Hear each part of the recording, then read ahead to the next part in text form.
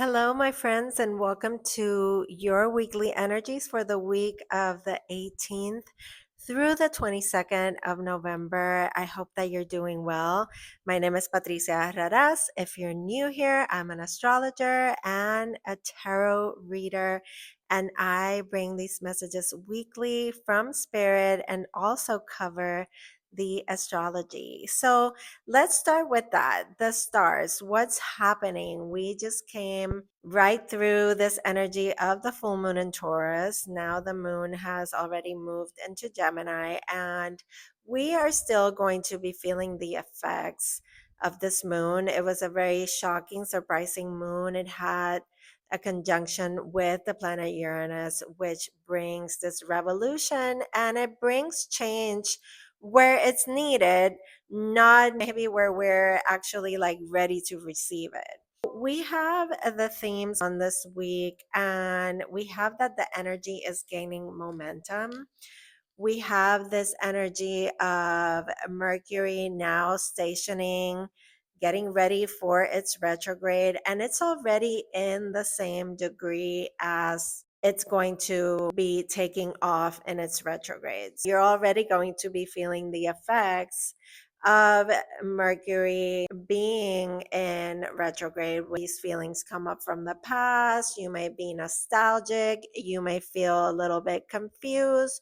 You'll have people come back from the past. You will revisit certain things. Your communication may start to fumble. Your mind kind of gets a little bit cloudy. This is all so that we can go into our hearts and look at everything in an introspective way, find the answers within, really look at things and do our inner work and connect to our emotions and not so much the mind. We also have the sun moving into Sagittarius on the 21st, and I want to say happy birthday to all Sagittarians. This is a time that is considered very beautiful, very auspicious, and there's miracles around the corner. We have the theme of don't let the past hold you back.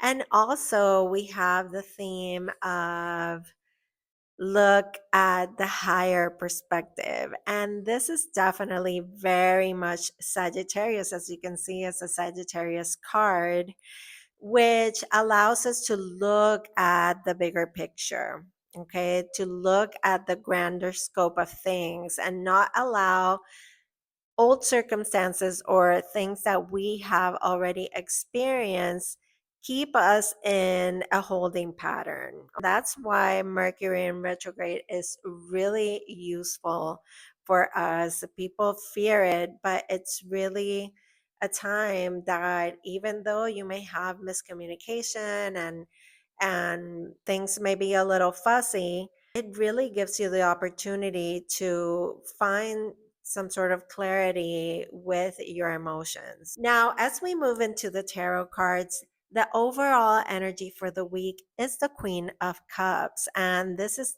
definitely connecting to our emotions, connecting to source, that source of love for ourselves, nurturing the connection with us and spirit, and also giving ourselves love where we have been feeling maybe hollow in some spaces in our life, in some areas, wherever you felt like you've been blocked or a lack mentality, or you have been feeling strained or guilty or shameful or regretful and even resentful. This is where we look at ourselves, we dive deep into our hearts, and we give ourselves more love in those areas. We start the week with the Justice card, and this is calling for balance and harmony.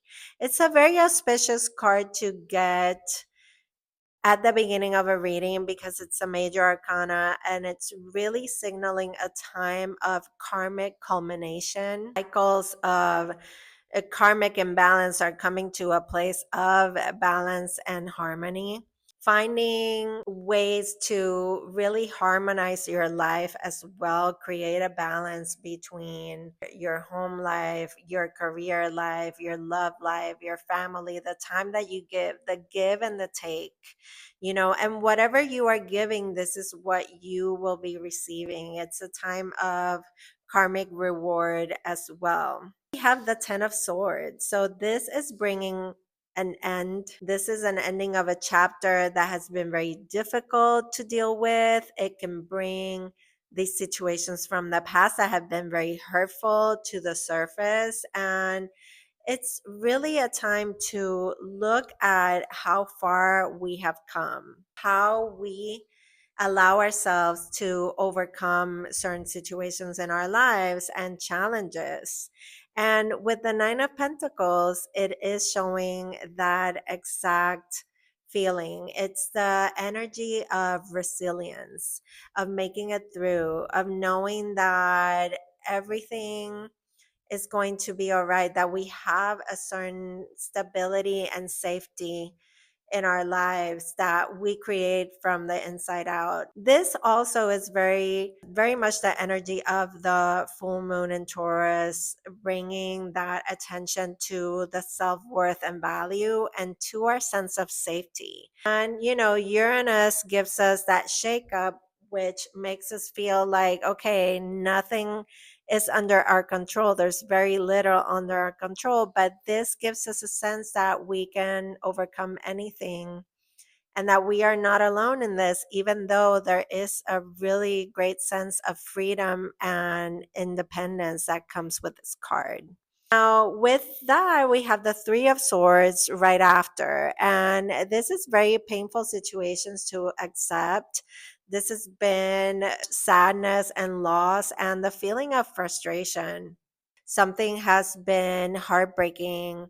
A situation has caused us or somebody around us hurt.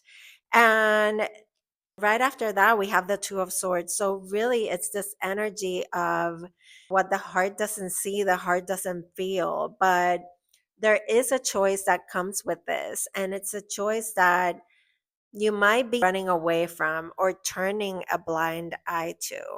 With the Two of Swords, there is a decision that comes to you. It shows you two different paths, and it's a card about connecting to your emotions again and not your intellect. This decision is not, or this choice or this path to take, it's not made with our reasoning.